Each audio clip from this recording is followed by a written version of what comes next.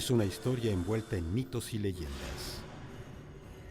¿Cómo logró una tribu de nómadas construir el mayor imperio de América en solo 200 años? Tuvieron que idear sistemas de ingeniería que eran extraordinarios para la época. Su civilización fue rival de Roma en su sofisticación. Los aztecas tenían la mejor tecnología que se podía producir en las condiciones que tenían. Acueductos, palacios, pirámides y templos se erigieron como tributo a sus dioses y como un testamento al poder de la humanidad. El mayor logro de los aztecas fue una capital flamante que exploradores europeos impresionados llamaron la Venecia del Nuevo Mundo. La ciudad se extendía centelleante contra los canales y su lago, adornado con árboles y mansiones hermosas. Pero su sed por poder y sangre los encaminó hacia la destrucción. Cuando finalmente llegó, su aniquilación sería la más rápida y completa que jamás haya visto el mundo. Construyendo un imperio. Los aztecas.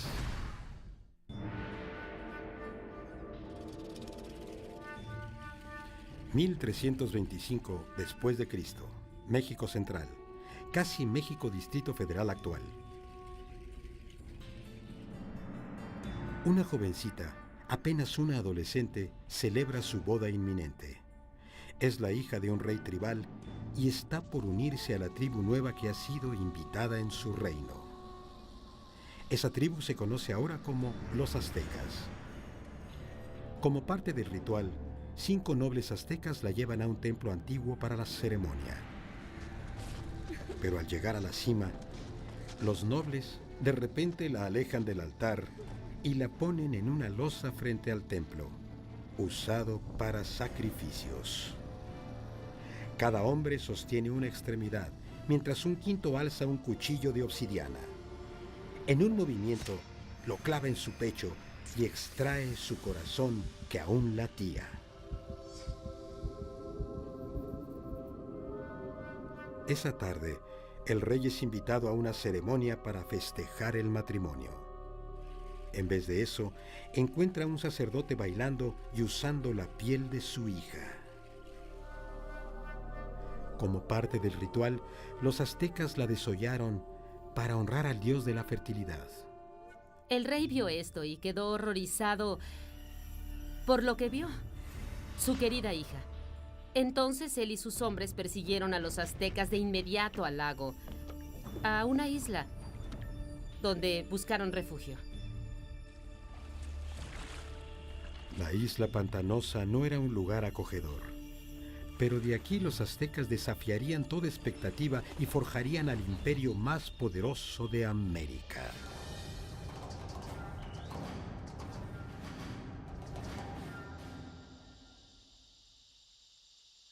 Hola, soy Peter Weller. Cuando pienso en los aztecas, pienso en gente elegante, con piel hermosa y tocados fantásticos. Pienso en una canción de Neil Young sobre Moctezuma y Cortés.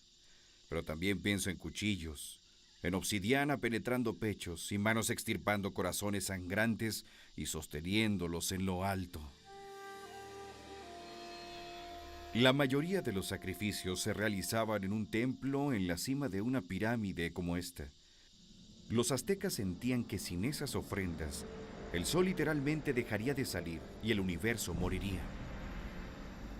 Ahora, la historia azteca es una fusión de hechos y mitos, pero lo que sí sabemos es que por más horroroso que haya sido este homicidio, no solo marcó el inicio del imperio azteca, literalmente marcó el lugar de donde se erigiría.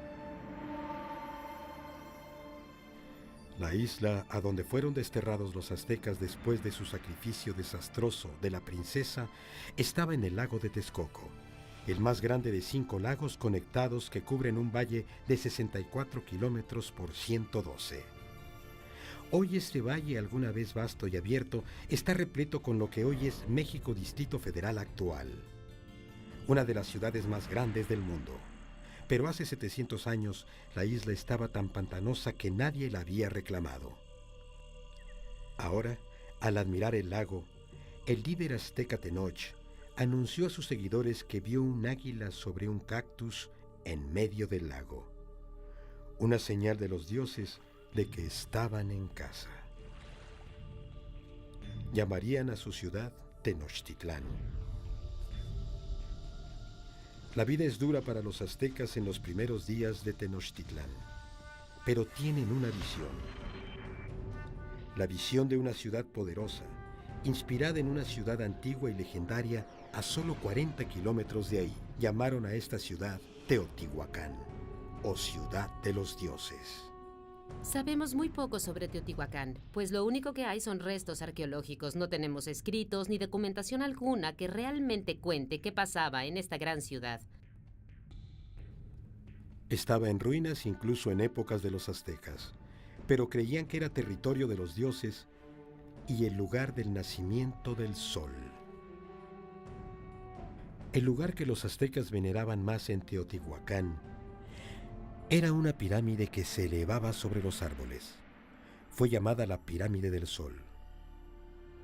La Pirámide del Sol masiva tiene 914.000 kilómetros de tierra y piedras, con una base del tamaño de la Gran Pirámide de Giza, en Egipto. Los aztecas creían que Teotihuacán se distribuía en la imagen del cosmos creado por sus dioses.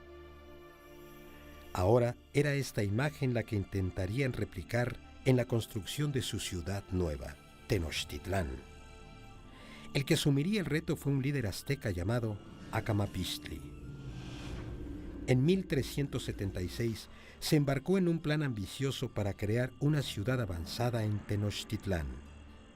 Pero había un problema. Las islas pantanosas que habían tomado requerían de mucho trabajo. Cuando construían lo que fuera, empezaba a hundirse. No había cimientos sobre los cuales construir. La solución azteca revolucionaría a la arquitectura de las Américas. Empezaron anclando profundamente sus edificios usando un sistema de pilotes de madera. Los trabajadores cortaban estacas de 9 metros y de 7 a 10 centímetros de ancho. Estas eran clavadas en el piso suave para hacer un cimiento. Rodeaban a los pilotes con piedras volcánicas para agregar fuerza. Albañiles y mamposteros podían construir paredes con confianza sobre esta base. Hallaron pilotes de madera para soportar la infraestructura de los cimientos de las pirámides. El hecho de que no se haya hundido o inclinado es una gran hazaña de la ingeniería de los aztecas. Tenochtitlán era una ciudad-isla, pero los lagos alrededor eran poco profundos, no más de 2 metros en la mayor parte. Parecía una gran metrópoli flotando en una laguna. Antes, la única manera de llegar a esta ciudad flotante era por barco.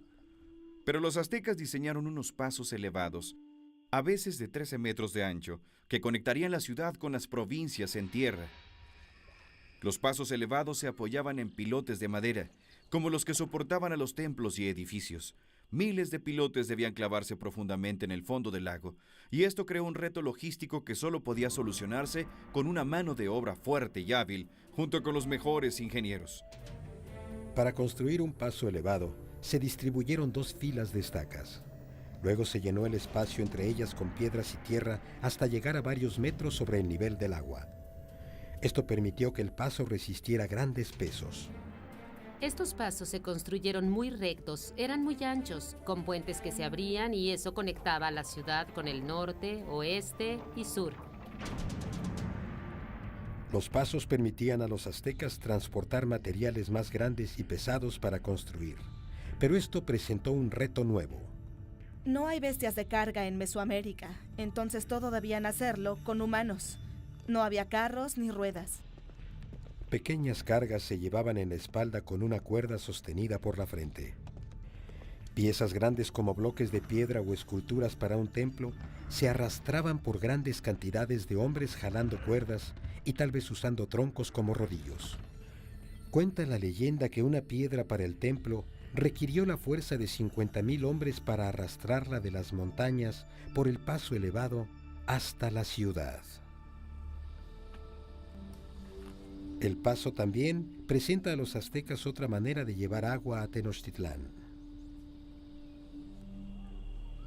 Antes, los aztecas transportaban agua en canoas de la costa, pero un gran incremento en la población significó que necesitaban una solución mejor para satisfacer la demanda. Ellos querían usar agua de los manantiales, entonces quisieron construir un acueducto.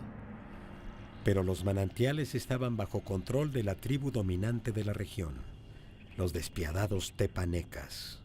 Los tepanecas eran los controladores o los dominadores de todo el valle.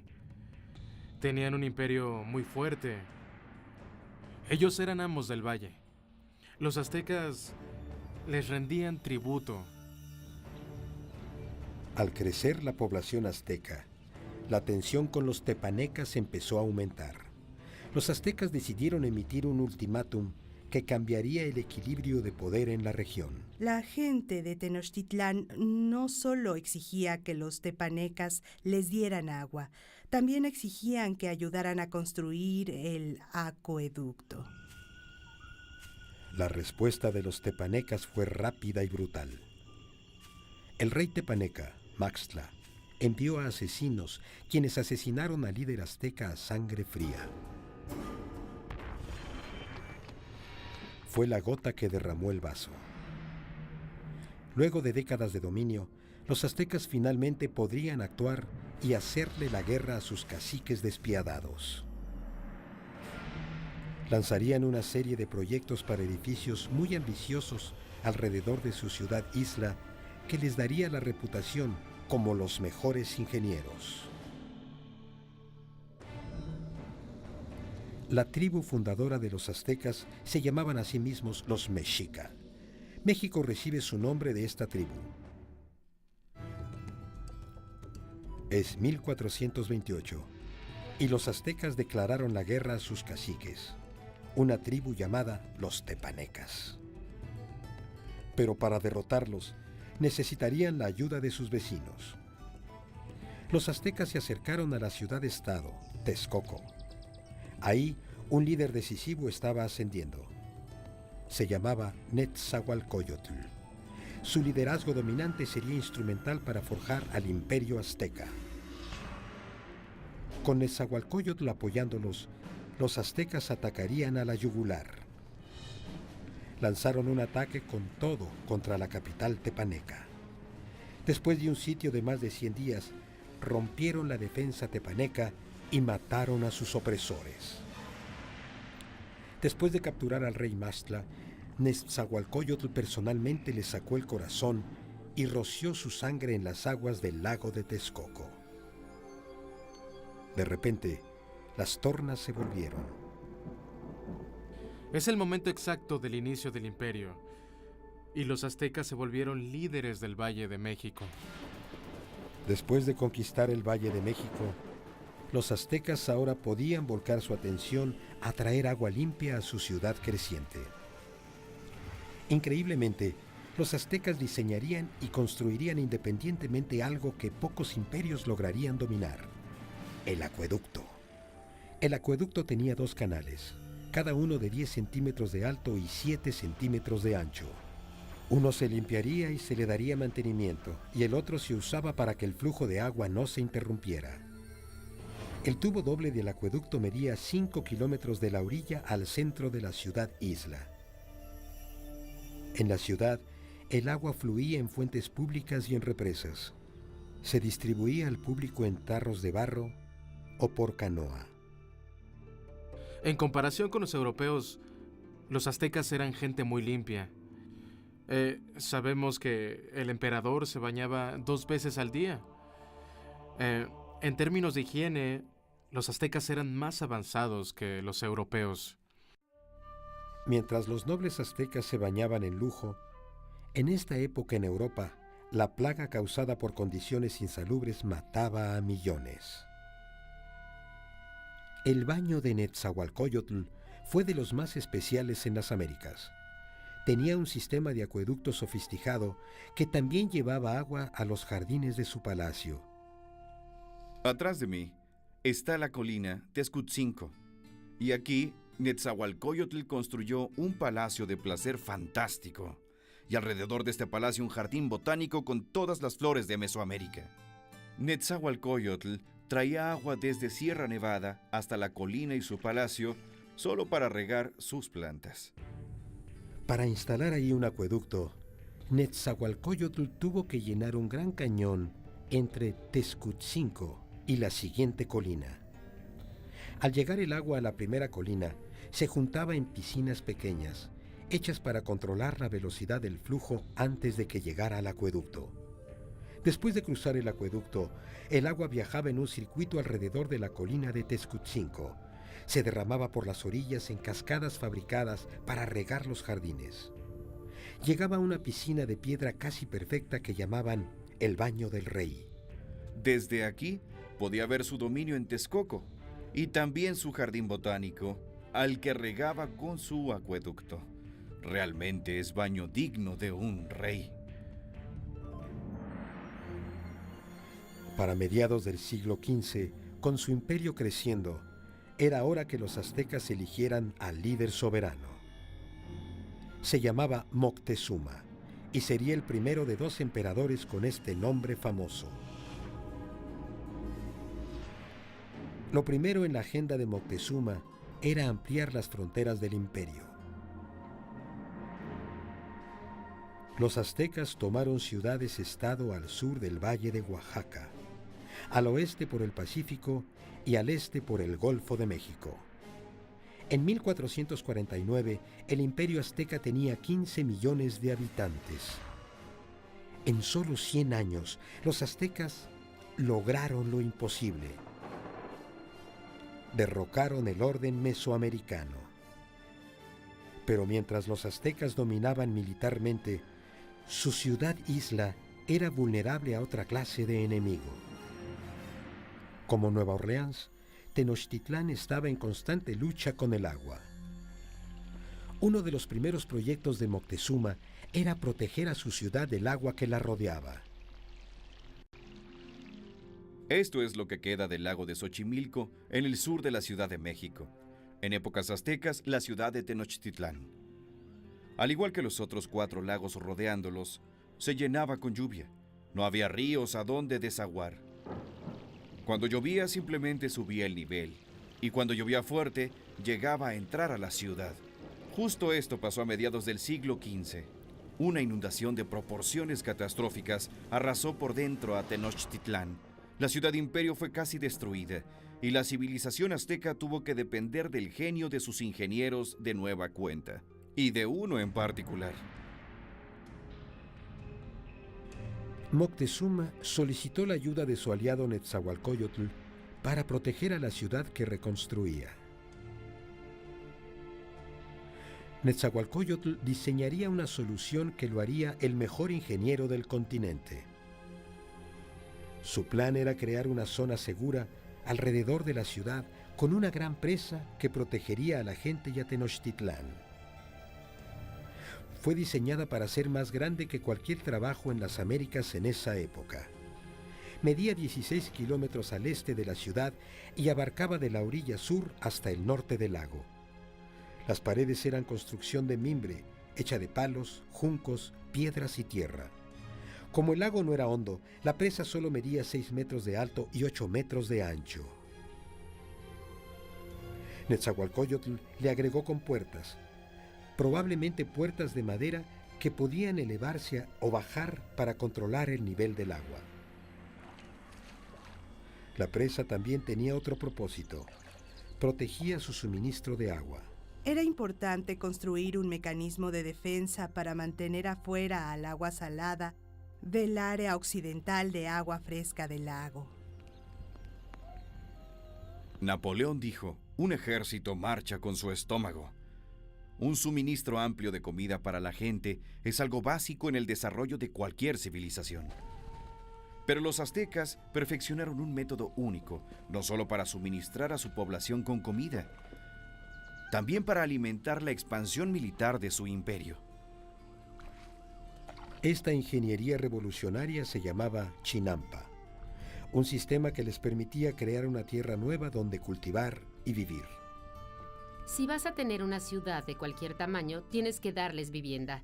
Lo que hicieron fue construir estas chinampas en el fondo.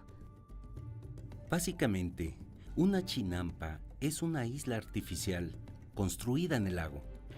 Parecían campos de fútbol estrechos de unos 90 metros de largo por 10 metros de ancho.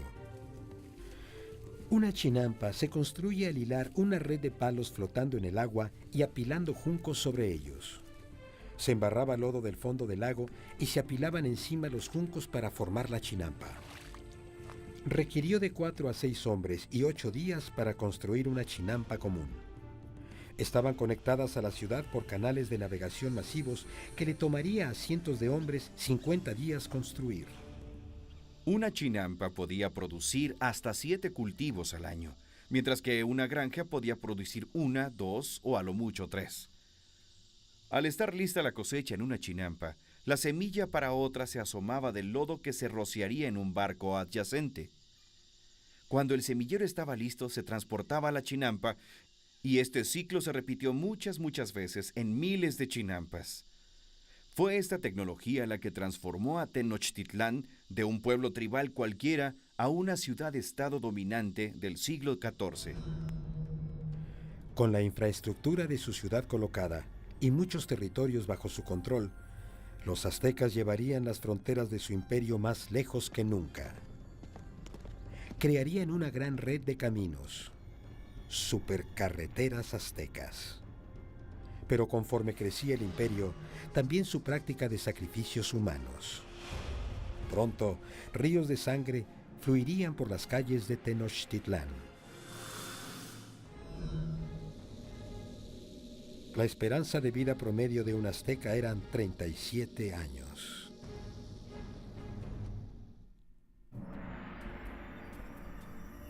Hoy, Tenochtitlán, capital del imperio azteca, ya no está. Está enterrada bajo la Ciudad de México actual. Pero hace 700 años era una capital brillante en ascenso, construida por ingenieros avanzados y liderada por emperadores asombrosos. Para finales del siglo XV, la población azteca había explotado. Su siguiente gran emperador realizaría una serie de conquistas que rivalizarían con lo que fuera en la historia mundial. Se llamaba Ahuizotl y probaría ser un mejor guerrero que su abuelo Moctezuma. Para 1502, Ahuizotl había conquistado territorio de la costa oeste del Pacífico y llevó al imperio al sur hasta Guatemala. Su reinado fue como una edad de oro.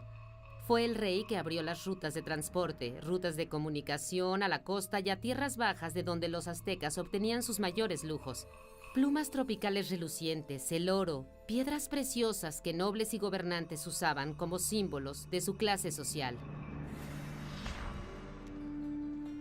Para transportar riquezas al corazón del imperio, los aztecas construyeron una red de carreteras en todo el centro de México.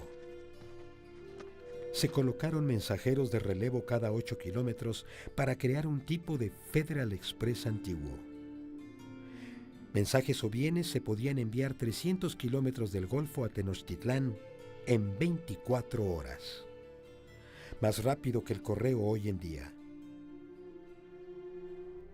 Con el imperio en su auge, los aztecas gobernados por Ahuizotl se embarcaron en su mayor proyecto de construcción, una pirámide masiva en el centro de Tenochtitlán, el símbolo de su poder absoluto. Fue llamado el Templo Mayor. La base de la pirámide medía 73 metros de profundidad por 91 de ancho y con una altura de 15 pisos. Había al menos 117 escalones en 2 escaleras que llegaban a los 61 metros de altura. Llevaban a los templos gemelos para honrar a los dioses de la lluvia y de la guerra. El templo se reconstruyó en el mismo lugar 7 veces, empezando en 1325 con la fundación de la ciudad. Conforme creció el imperio, también la pirámide. Cada nivel se construía encima del anterior. El templo mayor se construyó básicamente con una piedra llamada tezontle, que es una piedra volcánica muy ligera, lo cual impedía que el templo se hundiera. Para los pisos y paredes, los aztecas utilizaron yeso de cal, que era una forma de concreto. Algunas muestras hallados hoy siguen siendo tan duros como el concreto moderno aún después de 500 años. Los obreros aztecas trabajaron por décadas para acabar su monumento a los dioses. El templo permaneció enterrado hasta 1978, cuando obreros de la Compañía de Luz cavaban una zanja y sin querer descubrieron una gran piedra tallada. Descubrieron las ruinas del templo junto a ella. El disco, con 3 metros de diámetro, pesa 8 toneladas y representa el cuerpo desmembrado de la diosa Coyolxauhqui. Coyolxauhqui era la diosa de la luna, y su hermano la asesinó porque se embarazó de una manera muy vergonzosa. Pero los aztecas no eran mojigatos. Los nobles tenían muchas esposas y concubinas, pero en los plebeyos, más en las mujeres, el adulterio estaba prohibido y se castigaba generalmente con la muerte. Según la leyenda, el hermano de la diosa de la luna le cortó la cabeza y la lanzó por una colina.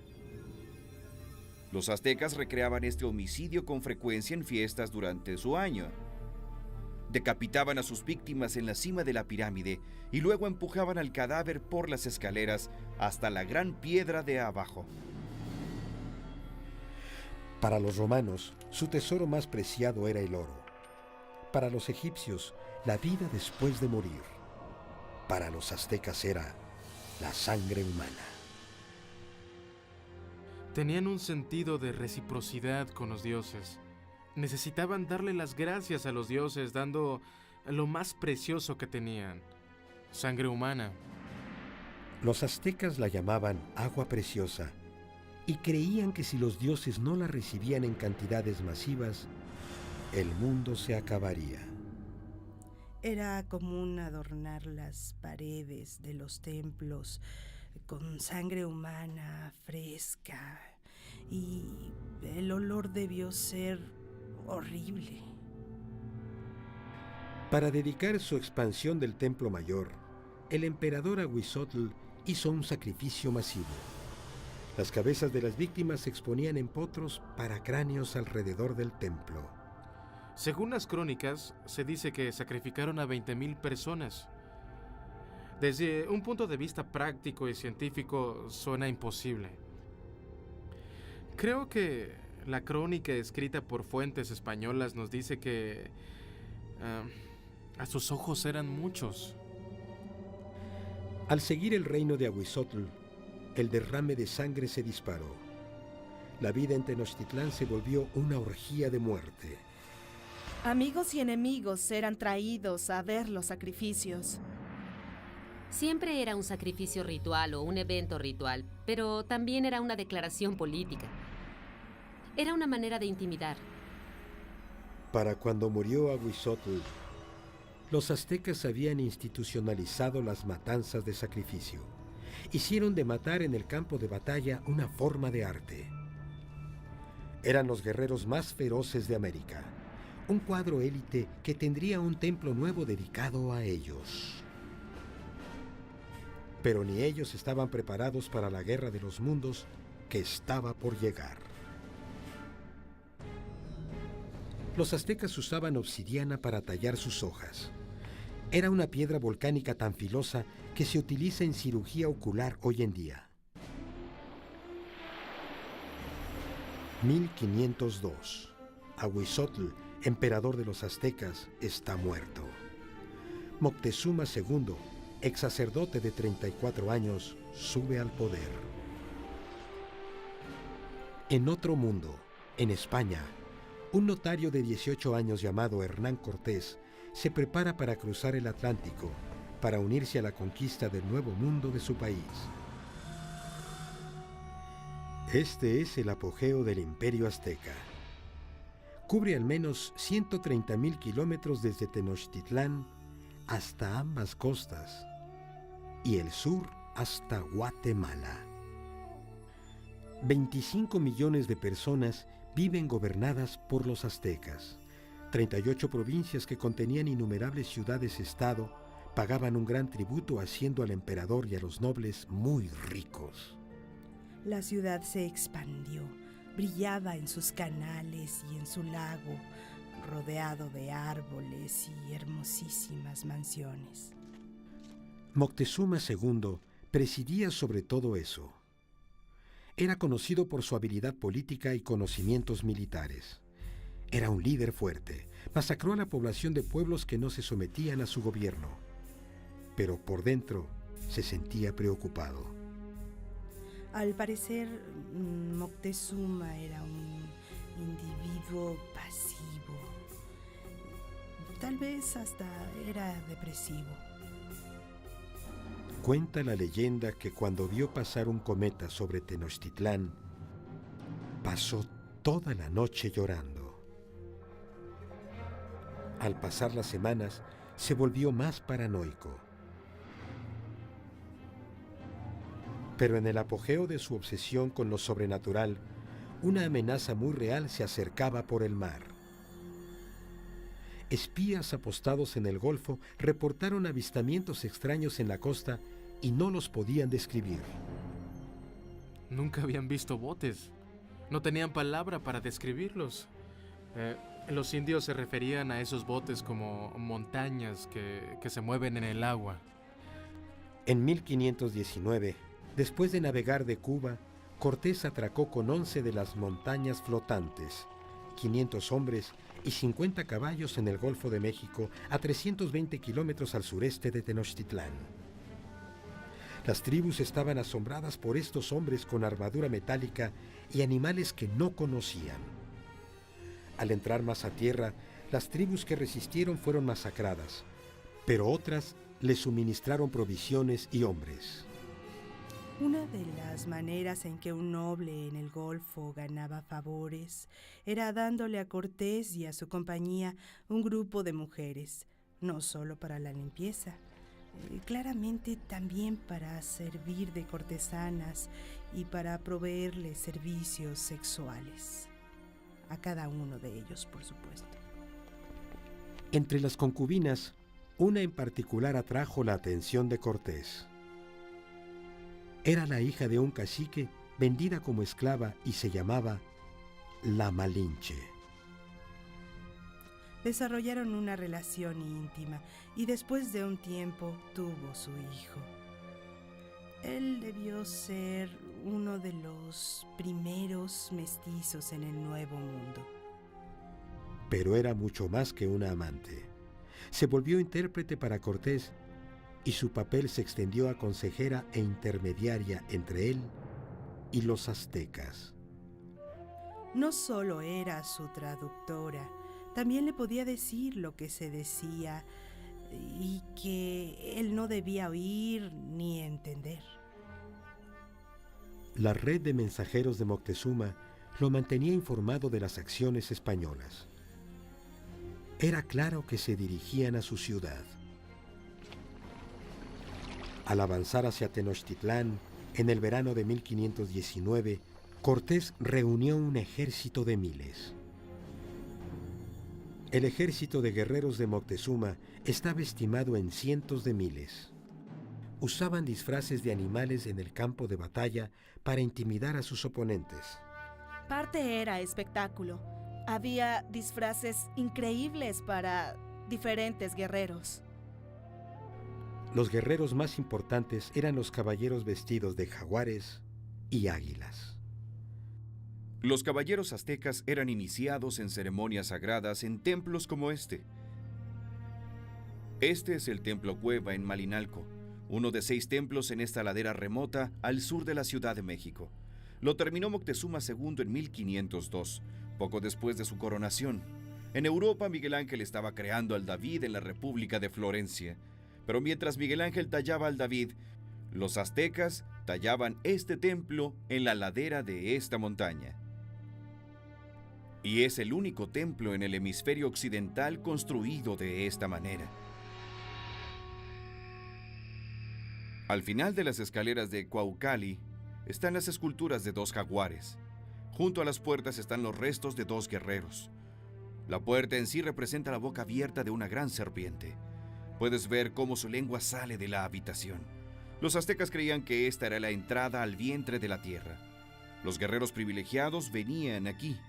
Entraban al cuarto con las esculturas de águilas, les perforaban la nariz y ofrecían sangre en sacrificio a Huitzilopochtli, el dios de la guerra. Pero por ningún motivo sería la última vez que estos guerreros aztecas derramarían su sangre. La primera reunión entre Cortés y Moctezuma sería pacífica, pero el conquistador sabía que pronto habría una colisión sanguinaria entre el viejo y el nuevo mundo. Y la aniquilación que siguió se volvería uno de los eventos más aterradores en la historia de las Américas.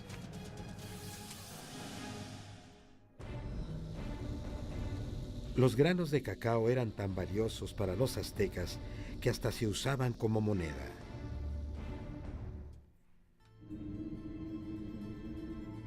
Es el otoño de 1519. El conquistador español Hernán Cortés al fin llegó a la deslumbrante capital azteca de la que había oído tanto, Tenochtitlán.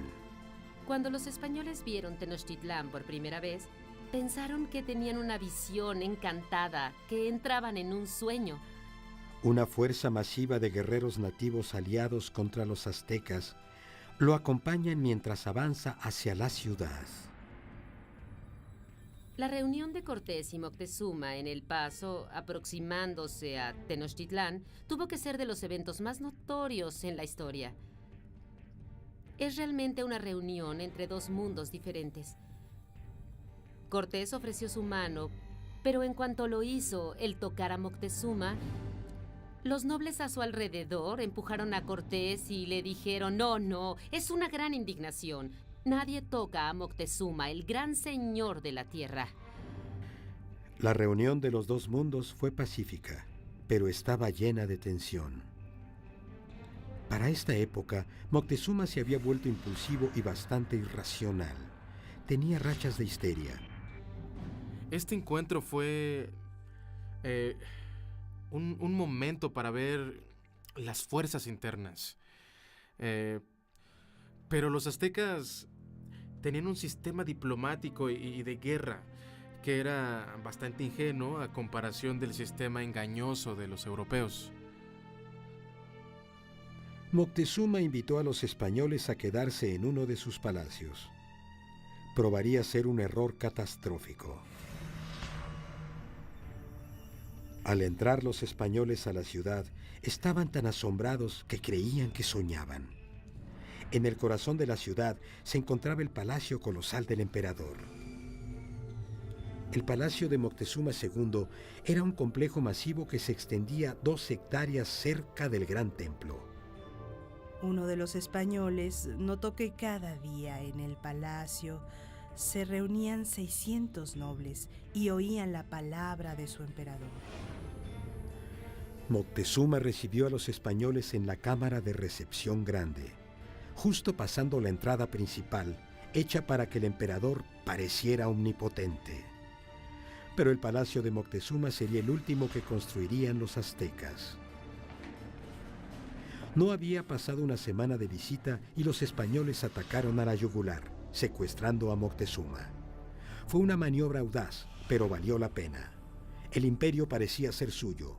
Aunque Moctezuma seguía siendo el líder oficial de la ciudad, durante un tiempo no fue nada más que el portavoz de Cortés.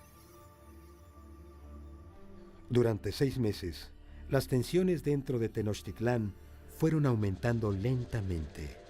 Luego, en la primavera de 1520, estalló. Una mañana, soldados españoles interrumpieron un sacrificio sagrado y mataron a los involucrados. La maniobra desató un levantamiento. Para los aztecas, los españoles cometieron un sacrilegio atroz. La ciudad se volvió caótica con los aztecas marchando contra el palacio de Moctezuma. Moctezuma trata de subir al palacio, trata de hablar con la gente y calmarlos, pero para estas alturas ya no van a soportarlo. Moctezuma no era más que el títere de los españoles. Era una gran traición a los ojos de su pueblo, tanto que lo apedrearon y le dispararon flechas. Poco después, el cuerpo sin vida de Moctezuma fue lanzado de las paredes del palacio. Si murió a manos de los españoles o por heridas infligidas por su propia gente, tal vez nunca se sepa. Y los españoles decidieron que sería buen momento para irse de la ciudad. La noche del 30 de junio de 1520, los españoles intentaron escapar en la oscuridad. Pero no pueden separarse de su saqueo, así que cargaban el peso de todo lo que querían llevarse. Eran blancos fáciles para los guerreros aztecas, quienes los alcanzaron en un paso elevado. Los cuerpos se apilaron en el agua. 400 españoles murieron junto con varios miles de sus aliados indígenas. Ese escape se llama la Noche Triste. Cortés y unos cuantos más lograron escapar con vida. Los españoles ahora destruirían la ciudad de Tenochtitlán. Empezó cortando el alma de la ciudad, el acueducto. Mientras cientos de miles de personas en la ciudad